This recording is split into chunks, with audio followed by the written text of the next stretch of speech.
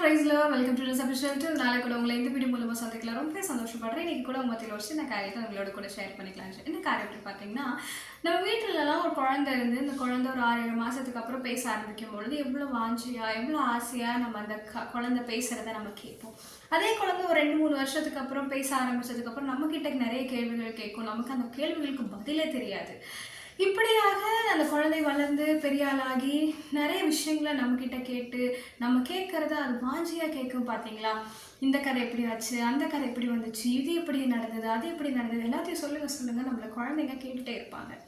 இதே போல தான் ஆண்டவரும் சில விஷயங்களில் சில நேரங்களில் நம்ம ஆண்டவர்கிட்ட எப்படி கேட்குறோம், என்ன விஷயத்த கேட்டுக்கிட்டே இருக்கோம், இல்லை ஆண்டவர் கூட நம்ம எப்படி உறவாடுறோம், எப்படி பேசுகிறோம் அப்படிங்கிறத கூர்ந்து கவனித்திருக்கிறார். ஆண்டவருடைய வார்த்தையை நம்ம அதிகமாக கேட்கும் பொழுது நம்மளுடைய வாழ்க்கையில் நம்மளுக்கு தெரியாத நிறைய வேத ரகசியங்கள் இல்லை தேவனுடைய நடத்துதல் இன்னதென்று நமக்கு புரியறதுக்கான வாய்ப்பையும் அதுக்கான போதிய அறிவையும் ஞானத்தையும் ஆண்டவர் தருவார். இப்படி தான் வேதம் நமக்கு சொல்லுது. கபடற்ற ஞானப்பால் ஆகிய வசனத்தின் மீது நமக்கு பற்றுதல் வேண்டும் அப்படின்னு சொல்லி. இன்னைக்கு நம்மளுடைய வாழ்க்கையில எதன் மீது ஒரு பற்றுதல் இருக்கு? ஆண்டவருடைய வார்த்தையின் மீதா, அந்த உலகத்தின் மீதா?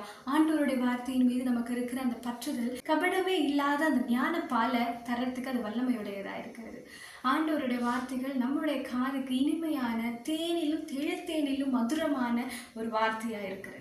ஸோ இன்றைக்கி உங்கள் வாழ்க்கையில் வறண்டு போன உங்கள் வாழ்க்கையில் எதுவுமே எந்த வார்த்தையும் என்னை நம்பிக்கை உடையதா இல்லை, என் வாழ்க்கைக்கு எந்த வார்த்தையும் ஏற்றதா இல்லை அப்படின்ற சூழ்நிலையில் இருக்கும் பொழுது ஆண்டவருடைய வார்த்தை தினமும் கேளுங்க, ஆண்டவருடைய வார்த்தை தினமும் தியானிங்க. ஆண்டவருடைய வார்த்தை உங்களுக்கு உயிர்ப்பிக்க வல்லமையுடையதாக இருக்கிறது.